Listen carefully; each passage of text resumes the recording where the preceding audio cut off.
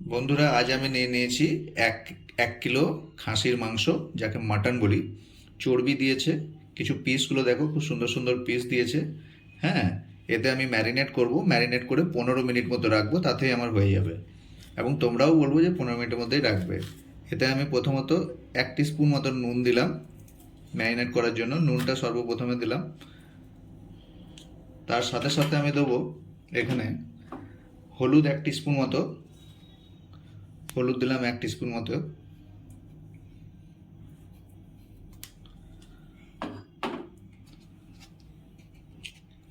এর সাথে দিয়ে দেবো লঙ্কা গুঁড়ি 1 টিস্পুন মতো।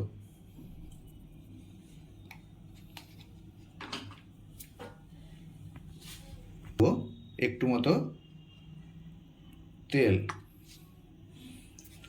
এটাকে খুব সুন্দরভাবে আমি মাখিয়ে নেব এবং ম্যারিনেট করে মিনিমাম থেকে মিনিমাম এইটাকে আগে মাখিয়ে নেবে, তারপরে আরেকটা উপকরণ এতে দিতে হবে, তাহলে ম্যারিনেটটা ভালো হবে। কারণ সেই জিনিসটা ছাড়া ম্যারিনেট আসলত হয়ই না বললে চলে। সব জায়গাতে ভালোভাবে ঢুকে গেছে মোটামুটি নাড়ার পর। এইবার এই জায়গাতে, এই অবস্থায় আমি একটু টক দই, যেটা আমি একদম শুকনো জল ঝরানো টক দইটা দেবো, যেটা বেশি দিবে না, কার দিবে? 2 থেকে আমি খাবো। 2.5 চামচ মতো এখানে দিয়ে দেবো। বাস, দইটা দেওয়ার সাথে সাথেই দেখো ম্যারিনেটের জায়গাতে কত সুন্দর লাগছে ম্যারিনেটটা।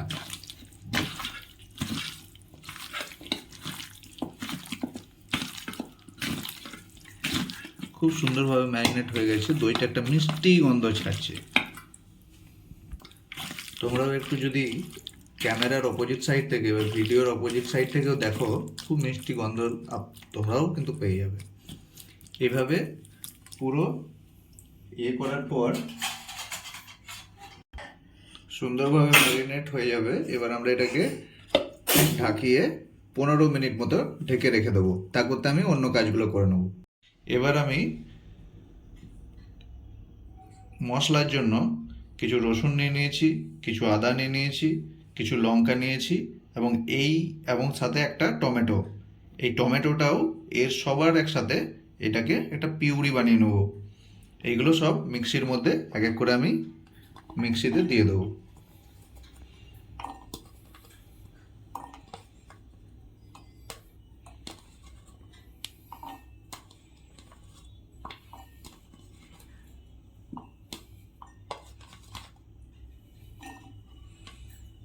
এবং সাথে সাথে টমেটো। এবং এখানে একটা কাজ করব আমি, যে এই জায়গায় 1/2 চামচ মতো নুন দিয়ে দেবো। নুন দিয়ে দিলে কি হবে, লঙ্কা বা এই সমস্ত টেস্টগুলো ভেঙে যাবে না। আমরা একটা কড়াই নিয়ে নিয়েছি রান্না করার জন্য। ওতে দেবো সর্ষের তেল। সর্ষের তেল আমি পরিমাণ মতো, যেহেতু 1 কেজি মাংস, আমি সেইভাবে দিলাম তেলটা। তোমরা চাইলে যদি বেশি তেল খাও, আমরা যেহেতু তেল কম খাই সেই জন্য কম নিয়েছি। দিয়েছিলাম, তেলটা এখন গরম হয়ে গেছে। গরম হয়ে গেলে আমি এই সমস্ত মশলাগুলোকে, যেটা রয়েছে মশলাগুলোকে তেলে দিয়ে দেবো। এতে আছে লঙ্কা, 3টে এলাচ, 4টে লবঙ্গ, কিছু গোলমরিচ, দারচিনি এবং তেজপাতা।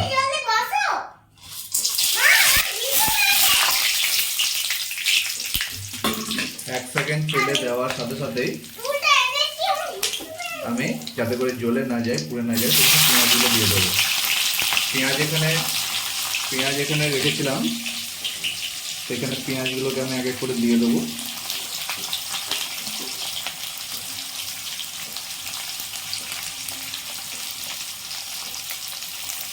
আর এতক্ষণে আমি হাই ফ্লেমের মধ্যেই রান্নাটা করব, প্রথমের দিকে পেঁয়াজগুলোকে ভাজার জন্য। পেঁয়াজগুলো একটু নাড়িয়ে চাড়িয়ে নেবো।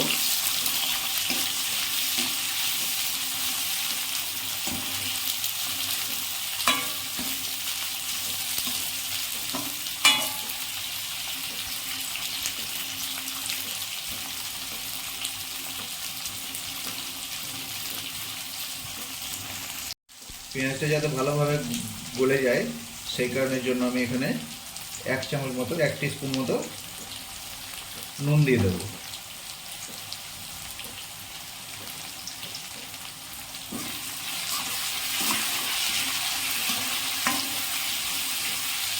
এবার পেঁয়াজটাকে আমরা হালকা হালকা ব্রাউনিশ রং হওয়ার জন্য একটু নাড়াচাড়া করে নেব 2 মিনিট মতো।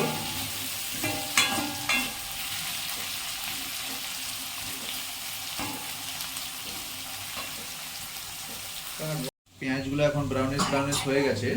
এবার এতে আমি দিয়ে দেবো যে 1 কেজি মাংসটা নিয়েছিলাম সেই মাংসটাতে দিয়ে দেবো।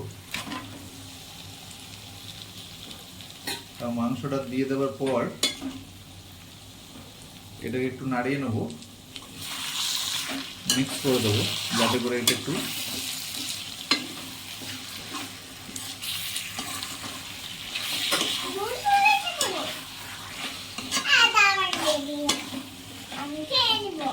থাম তুই থাম, দাঁড়া দাঁড়া সানবি দাঁড়া।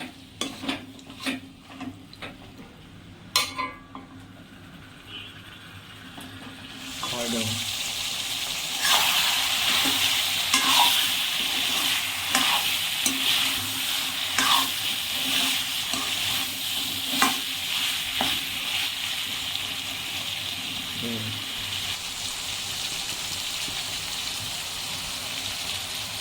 এই সময় ধনে গুঁড়ো দিয়ে দেবো আমি পরিমাণ মতো, স্বাদ মতো।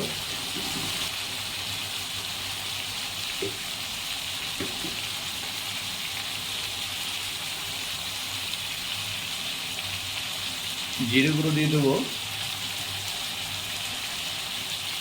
পরিমাণ মতো।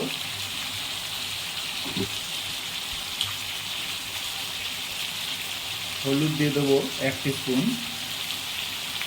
আর একটু মতো হলুদ লাগবে, 1.5 টিস্পুন মতো হলুদ দিয়ে দেবো।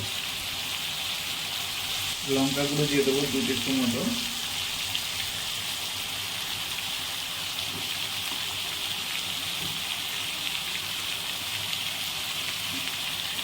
এবার এটাকে ভালো করে নেড়ে নেবো।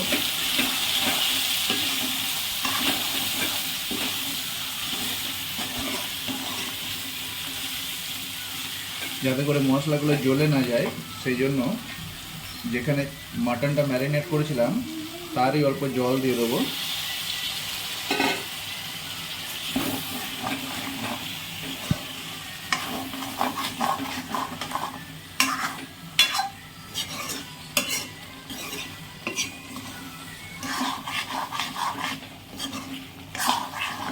এখনই মনে হচ্ছে মাটনটা রান্না হয়ে গেছে।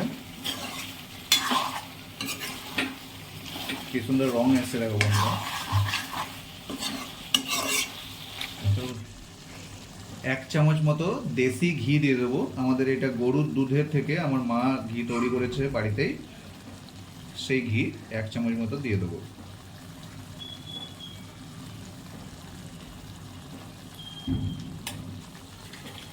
স্বাদ মতো এবার আমি এতক্ষণ নুন দিইনি, নুনটাকে স্বাদ মতো দিয়ে দেবো।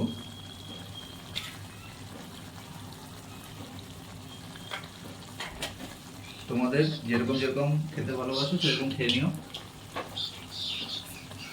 এবার এটাকে একটু নাড়িয়ে নেবো ভালোভাবে। দেখতেই পাচ্ছ বন্ধুরা, এই জাস্ট শুরু হলো, কালারটা দেখো শুধু।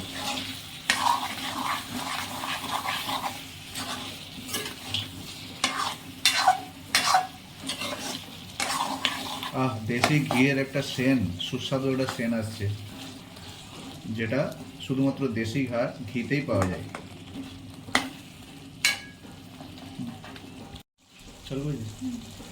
এবার আমি এখানে যেটা পিষে রাখা পেস্ট যেটা ছিল সেই পিষে রাখা পেস্টটা যেটা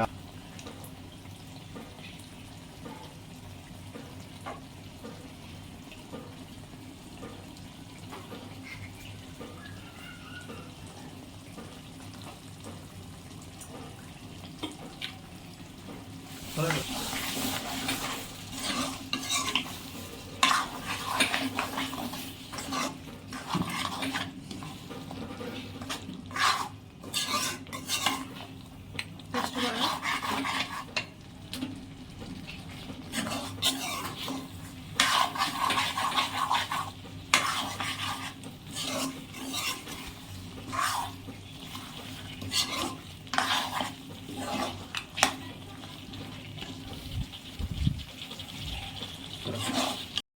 হচ্ছে এখনই খেয়ে নিই, দেখো। তবু একটু নাড়াচাড়া করার পর বাঙালিদের যেটা রয়েছে, আর কিছু না হোক আলু না খেলে জমে না, তাই একটু কয়েকটি 3 পিস আলু দিয়ে দিলাম। আমি খুব ভালোবাসি তাই। তোমরা যদি আলুটা স্কিপ করতে চাও স্কিপ করে দিও।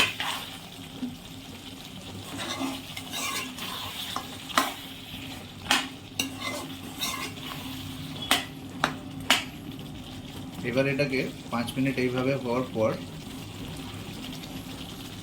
আবার আমরা অন্য একটা উপকরণ দেবো। সেটা হচ্ছে এই যে রেখেছিলাম এই পেঁপেটা, এই পেঁপে দিয়ে দেবো 2 ফালি। আমি মেয়ে এবং আমি দুজনে খেতে খুব ভালোবাসি। মটনটাকে এরকম কষে নেওয়া অবস্থায় এবার এর মাঝখানে দিয়ে দেবো যেটা সব থেকে বড় উপকরণ। এটা আমার এবং আমার মেয়ের খুব পছন্দ, এটা হচ্ছে পেঁপে। এরকম সাইজে দিলাম কারণ এত গলেই যাবে যখন প্রেশার কুকারে দেবো।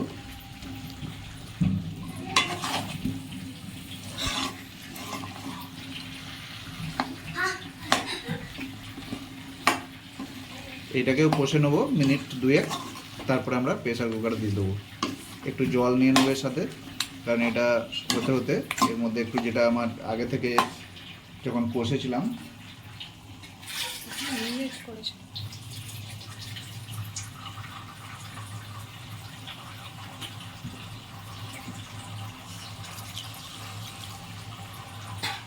একটু মতো জল দেওয়ার পর, আর মাটন হবে আর মটনের চর্বি হবে না সেটা তো হয় না, তাই 50 গ্রাম মতো চর্বি দিয়ে দিলাম। চর্বিটাকে ভালোভাবে এর সাথে কষে নেবো, কারণ এই যখন প্রেশার কুকারে দেবো, যাতে করে যদি প্রথমে দিয়ে দিতাম তাহলে গলে যাওয়ার একটা ইয়ে ছিল যে চর্বিটা গলে যেত, কিন্তু এখন দিচ্ছি বলে এটা গলবে না। এবার আমরা এটা থেকে এটাকে ইয়ে করার জন্য প্রেসার কুকারে নিয়ে নেবো। আর নুনটা ওটা ফেলে দিচ্ছি।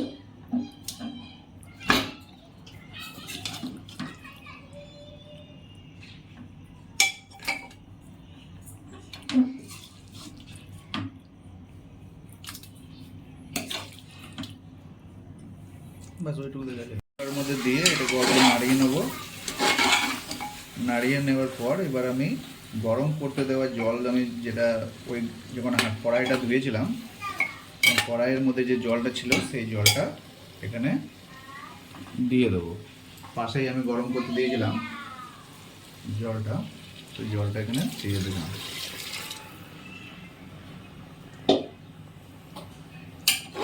জলটা দেওয়ার পর এটাকে ভালোভাবে নাড়িয়ে নেব।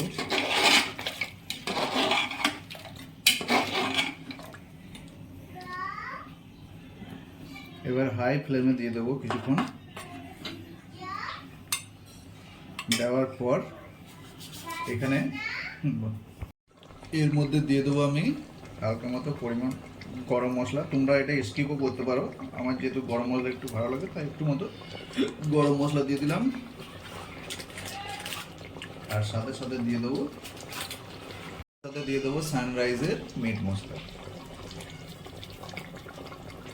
পাপা পাপা পাপা এটা এগুলো বল, ওটা এক্সরে মানে নাড়িয়ে দিয়ে ফোটার জন্য অপেক্ষা করবো। আর এক্স পাপা আর এক্স ই এইভাবে যখন ফুটতে থাকবে তখন এবার আমরা